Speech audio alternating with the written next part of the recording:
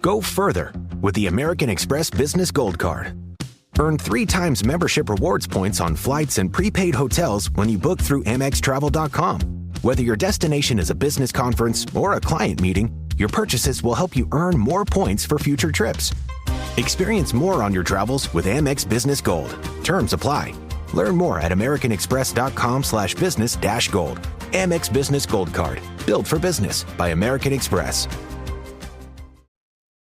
Since you're new to H&R Block, we'll look at your returns from the last 3 years for any money your last guy might have missed for free. I could get money back from last year? You could. We'll find any mistakes. Could have really used that 2 years ago when I dated that mistake for 5 months. Don't leave money on the table. Switch to H&R Block and get a free second look review. Second look is included at no additional cost with the purchase of tax preparation. Results vary. All tax situations are different. Fees apply if you have us file an amended return. This is Optimal Relationships Daily. Divide and Conquer. Having a different outlook from your partner can be a good thing. By Dr. Samantha Joel of Loves.com. About a year ago, I made a very silly and costly mistake. I forgot my backpack in a cab. My partner James and I were on our way home from the airport. It was late, we were both tired, and I didn't even realize what I had done until I went to check my email and didn't have my laptop. I said to no one in particular. My backpack isn't here. I think I might have left it in the cab. James, who is characteristically calm and collected, proceeded to completely lose his cool. Oh no, this is awful, this is so bad. What can we do? Your passport was in there, your laptop.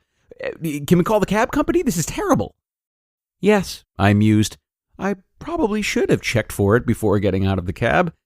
Perhaps there's a lost and found.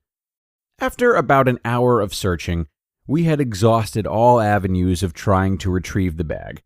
It slowly dawned on me that I was never getting my stuff back. I can't believe this, I groaned, slumped into the couch with my head in my hands. It's gone. My laptop, my passport. I think my lab keys were in there. This is awful.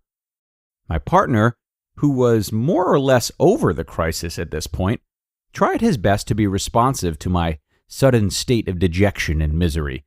But he couldn't help but ask, Sam, didn't we know this an hour ago?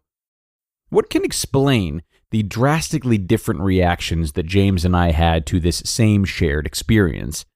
The answer is that we have different goal strategies, or what researchers refer to as regulatory focus. In other words, even when we have the same goals, we frame those goals in very different ways. My partner James is a relatively prevention-focused individual. Prevention-focused individuals tend to focus on losses and non-losses, and they aim for states of security. Individuals with a prevention focus are most upset when things get worse than they currently are, and they're quite happy when everything remains relatively stable and unchanged. I, on the other hand, am a strongly promotion-focused individual. I'm focused on gains and non-gains, and I aim for states of improvement. I'm happiest when I'm moving forward, and unhappy when I feel like things are stagnated and cannot move forward. To James, the worst had already happened at that moment when we realized the backpack was missing. He became upset because a major loss had occurred.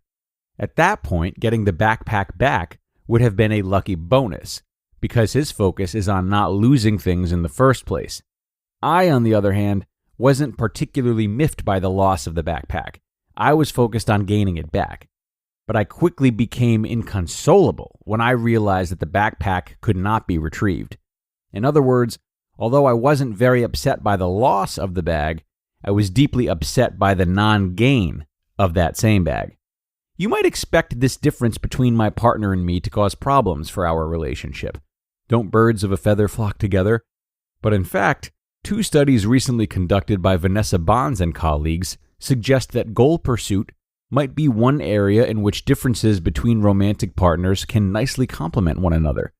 Specifically, they hypothesized that as long as both partners are aiming for the same general result, it might be beneficial to have different strategies for achieving that result. In their first study, couple members independently completed a questionnaire measuring regulatory focus. Promotion focus was measured with questions like, how often have you accomplished things that you got psyched to work even harder? And prevention focus was measured with questions like, how often did you obey rules and regulations that were established by your parents? The couples also reported on how similar their goals were, with items like, I feel like my partner and I are on the same page in terms of the goals we pursue together. And when it comes to pursuing goals as a couple, I feel like my partner and I are of one mind. The researchers found that when couples didn't have congruent goals, it didn't matter whether they were promotion or prevention focused. However, when couples did have congruent goals, couples who also had complementary goal strategies actually reported the highest relationship quality.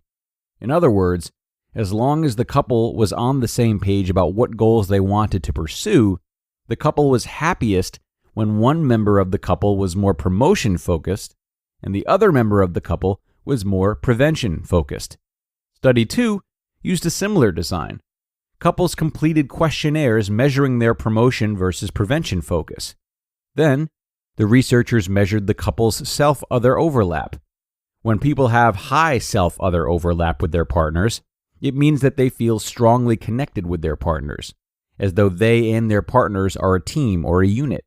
In contrast, people with low self-overlap tend to see their partners as being very separate or disconnected from themselves, as though they and their partners are leading separate lives. The researchers found that when couples had low self-other overlap, it didn't matter how promotion or prevention focused they were, just like the couples with incongruent goals in Study 1. But when couples had high self-other overlap, then those with complementary goal strategies reported being happier with their relationships. Couples had the highest relationship quality when they had high self-other overlap, and when one member of the couple was promotion-focused while the other was prevention-focused. Together, these studies suggest that as long as the couple is operating as a team, it's helpful for the partners to have different goal strategies. This is because, as we discovered with my backpack fiasco, prevention-focused and promotion-focused individuals are often aiming for the same basic outcome, like having the backpack in our possession. They're just framing that goal in different ways. As long as it is indeed the case that both partners want the same thing, implementing different goal strategies can help them to cover all the bases and achieve a better end result. For example, when planning a vacation together, a promotion-focused partner might help by finding a romantic destination, planning exciting excursions, and taking note of hotel perks and upgrades.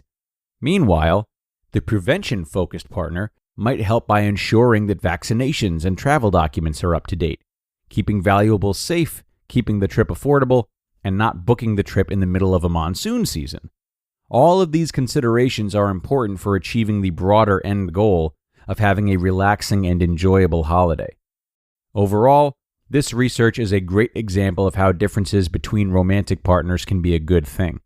One person's strengths can compensate for the other's weaknesses to the benefit of both partners. These days, James always checks for our belongings when we take cab rides together. You just listened to the post titled, Divide and Conquer.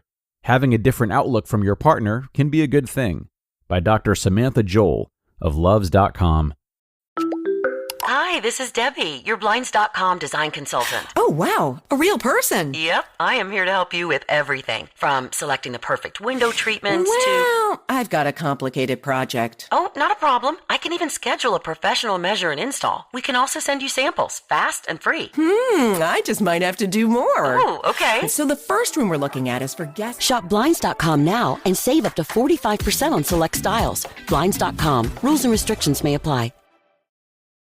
This episode is brought to you by Progressive Insurance. Do you ever find yourself playing the budgeting game? Well, with the Name Your Price tool from Progressive, you can find options that fit your budget and potentially lower your bills. Try it at Progressive.com. Progressive Casualty Insurance Company and Affiliates. Price and coverage match limited by state law. Not available in all states. Wow, such interesting findings from Dr. Samantha in this post. What great insight for couples.